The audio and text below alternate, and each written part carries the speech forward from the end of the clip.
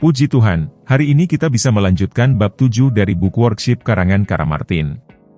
Pada bab 1 hingga 6 yang lalu, kita belajar 6 perspektif Alkitab tentang bekerja, yaitu bekerja sebagai anugerah, bekerja sebagai hal yang baik, bekerja sebagai kutukan, siapa penebus pekerjaan, pekerjaan yang baik dan pekerjaan yang kekal. Pada bab 1 hingga 6, kita telah meletakkan dasar Alkitab yang kuat untuk memahami pandangan Allah tentang bekerja dan pekerjaan. Sekarang, kita perlu memikirkan bagaimana agar Injil dapat diungkapkan melalui orang Kristen di dalam pekerjaan dan tempat kerja mereka.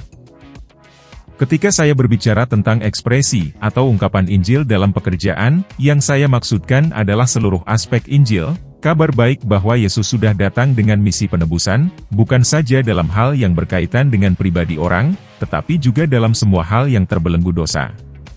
Kita sedang berbicara tentang proklamasi maupun promosi tentang berita rekonsiliasi dan transformasi Injil. Baik sekali jika kita dapat melihat secara luas peluang-peluang seperti ini. Saya biasanya memperkenalkan 6 cara agar dapat mengungkapkan Injil, yang saya sebut sebagai disiplin-disiplin rohani dalam bekerja. Perhatikan baik-baik bahwa disiplin-disiplin rohani ini tidak saling eksklusif atau berdiri sendiri-sendiri. Disiplin rohani adalah kebiasaan atau perspektif yang perlu dipraktikkan, yang menerangi suatu unsur kebenaran Allah, untuk membawa orang percaya kepada relasi yang lebih erat dengan Tuhan. Berikut ini 6 disiplin rohani yang diperkenalkan di bagian 2. 1. Pekerjaan yang kudus, holy working. Disiplin rohani ini berfokus untuk melatih kebijakan, melihat pekerjaan sebagai latihan kesalehan, berhati-hati terhadap berbagai pencobaan di tempat kerja, bekerja keras dan baik, dan menghargai kesucian moral. 2. Pekerjaan Injil, gospel working. Disiplin rohani ini giat mengabarkan Injil ketika ada kesempatan, menyatakan kebenaran di tempat kerja, berfokus pada ketaatan, mengadakan acara-acara pendalaman Alkitab dan persekutuan doa. 3. Pekerjaan yang didoakan, prayerful working. Disiplin rohani ini melatih untuk menghargai doa dan perenungan, berfokus pada relasi dengan Tuhan dalam bekerja, dan melihat kehidupan Kristen sebagai kehidupan yang dijalani sehari-hari. 4. Pekerjaan inkarnasional, incarnational working. Disiplin rohani ini melatih orang untuk melihat pekerjaan mereka sebagai media untuk bergabung dengan Allah dalam pekerjaannya, sebagai tangan dan kaki Tuhan, mencari tanda-tanda kehadiran Allah, dan berusaha menyatakan Allah melalui yang mereka lakukan. 5. Pekerjaan yang diperlengkapi roh. Spirit empowered working. Disiplin rohani ini rindu untuk menerapkan karunia rohani, mengalami kuasa Allah yang memampukan mereka dalam bekerja, rindu mengubah tempat kerja mereka dan mencari kesempatan-kesempatan untuk memberkati orang lain melalui pekerjaan mereka. 6. Pekerjaan keadilan sosial. Social justice working. Melatih orang-orang untuk berbelas kasih dan mencintai keadilan, mencari kesempatan-kesempatan untuk menunjukkan kemurahan di tempat kerja, memperjuangkan perlakuan yang adil bagi semua, dan yang bergairah dengan pekerjaan mereka. Untuk bab 7 ini, kita akan membahas disiplin rohani pertama, yaitu pekerjaan yang kudus. Ciri pekerjaan yang kudus ialah berbudi luhur, berfokus pada transformasi moral dan latihan kesalehan. Pekerjaan yang kudus menekankan kehidupan yang bermoral tinggi, kesucian, dan cara hidup yang berbeda dari dunia. Ada fokus pada pengudusan, yang mengubah kita menjadi orang yang Allah inginkan untuk kita dan agar hidup kita menghasilkan buah roh seperti yang ditulis dalam Galatia 5 ayat 22-23. Kasih, sukacita, damai sejahtera, kesabaran, kemurahan, kebaikan, kesetiaan, kelemah lembutan dan penguasaan diri.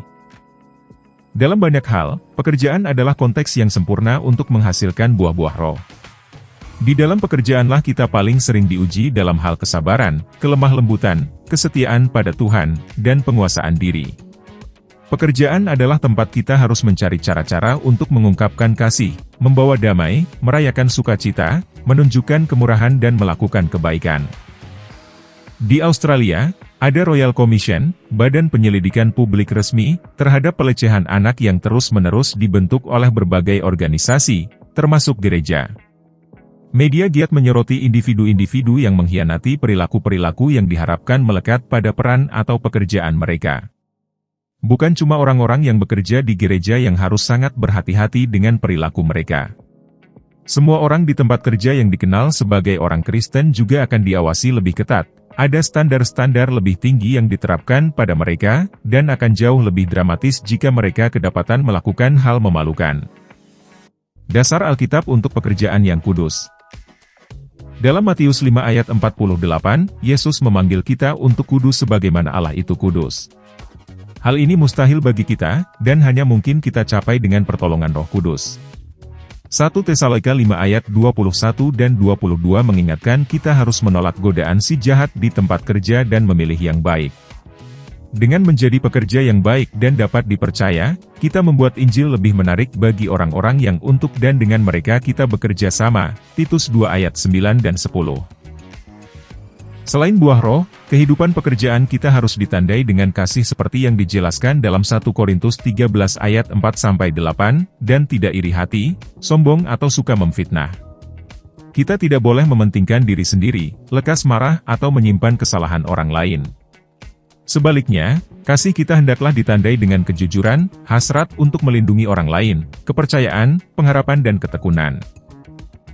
Sebagaimana dikatakan Filipi 4 ayat 8, kita harus berfokus pada yang benar, yang mulia, yang adil, yang suci, yang manis, yang sedap didengar, semua yang disebut kebajikan dan patut dipuji.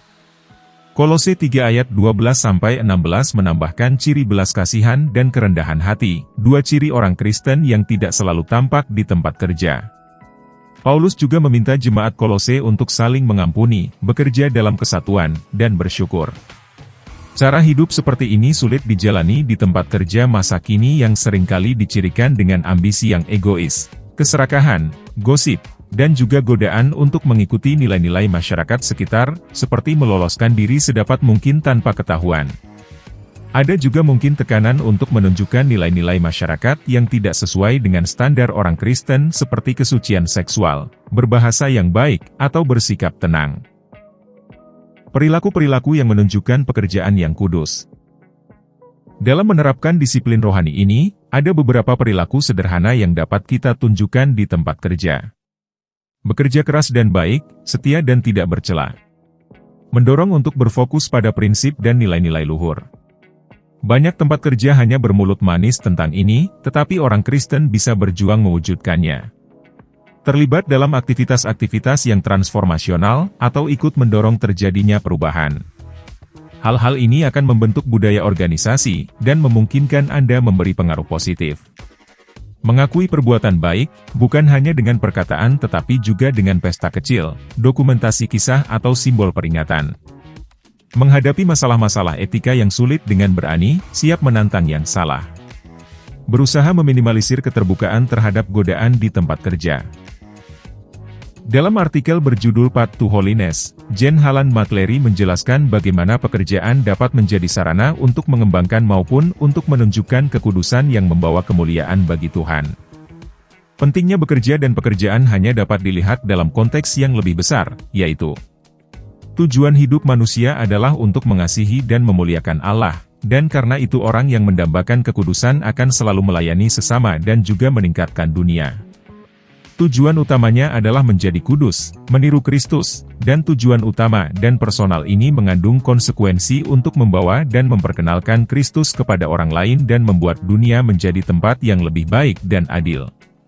Keutamaannya ada pada pengejaran kekudusan pribadi dan semua konsekuensi lainnya mengalir dari sini. Ini berarti orang itu tidak hanya bermain peran di tengah masyarakat dan pekerjaannya untuk menarik orang lain kepada Kristus, tetapi orang itu harus sungguh-sungguh dan tulus menjadi seperti Kristus, menjadi orang yang melakukan pekerjaan Allah dan karena kasih karunia dan dalam relasi yang intens, konsisten, dan intim dengan Allah. Ia tidak bisa lagi dibedakan sebagai orang Kristen atau pekerja atau warga negara, pada dirinya hanya ada satu pribadi yang utuh. Bahan pemikiran tindak lanjut. 1. Pencobaan apa saja yang perlu Anda waspadai di tempat kerja Anda? Ambillah waktu untuk memikirkan hal-hal yang secara halus mungkin menggoda Anda untuk mementingkan diri sendiri, menjadi serakah, bergosip, iri terhadap orang lain, atau mengotori persaingan. Bagaimana pemikiran Anda ditantang melalui pekerjaan yang kudus? 2. Seberapa mudah melakukan disiplin pekerjaan yang kudus dalam pekerjaan Anda? Nasihat dan teladan apa saja yang sudah menginspirasi Anda? Bagaimana Anda dapat membuat tempat kerja Anda menjadi lebih kudus? 3. 1 Petrus 2 ayat 11-25 menjelaskan tentang arti menjalani hidup yang saleh di tengah masyarakat yang tidak mengenal Tuhan. Temukanlah beberapa gagasan dari ayat-ayat ini yang bisa diterapkan dalam situasi kerja Anda. 4. Setelah membaca tulisan Jen Halland McLary, bagaimana Anda ditantang atau terinspirasi untuk bukan saja meniru Kristus, tetapi juga untuk menjadi makin seperti Kristus? Seperti apa transformasi itu bagi Anda? Kepada siapa Anda dapat memberi akuntabilitas atau pertanggungjawaban atas perubahan semacam itu? Pertanyaan tadi mengakhiri pembahasan bab 7. Untuk menutup bab ini, mari kita berdoa. Ya Tuhan, kami tahu bahwa dalam kami bekerja kami sering tergoda untuk menjalani kehidupan yang tidak ditandai dengan kekudusan atau kesucian. Tolonglah kami untuk memegang erat kebenaran-Mu dan tertantang untuk menjalani kehidupan di tempat kerja yang terlihat berbeda, terdengar berbeda dan memengaruhi orang lain secara positif. Tolonglah agar kami tidak menurunkan standar-standar kami dalam bekerja. Sebaliknya, tolonglah agar kami dikenal sebagai orang-orang yang menyatakan kasih, mengungkapkan sukacita, membawa damai, menunjukkan kesabaran, kemurahan, melakukan kebaikan bagi orang lain, tetap setia meneladani Yesus, menunjukkan kelemah lembutan, dan penguasaan diri. Kiranya kami memiliki orang-orang yang bisa menerima akuntabilitas kami, yang dapat mendoakan kami di tengah pilihan-pilihan sulit yang mungkin harus kami ambil, dan yang dapat merayakan bersama kami ketika kami mampu berdiri teguh dalam kebenaran, keindahan, keadilan dan kebaikan. Amin. Sampai bertemu minggu depan. Tuhan memberkati kita semua.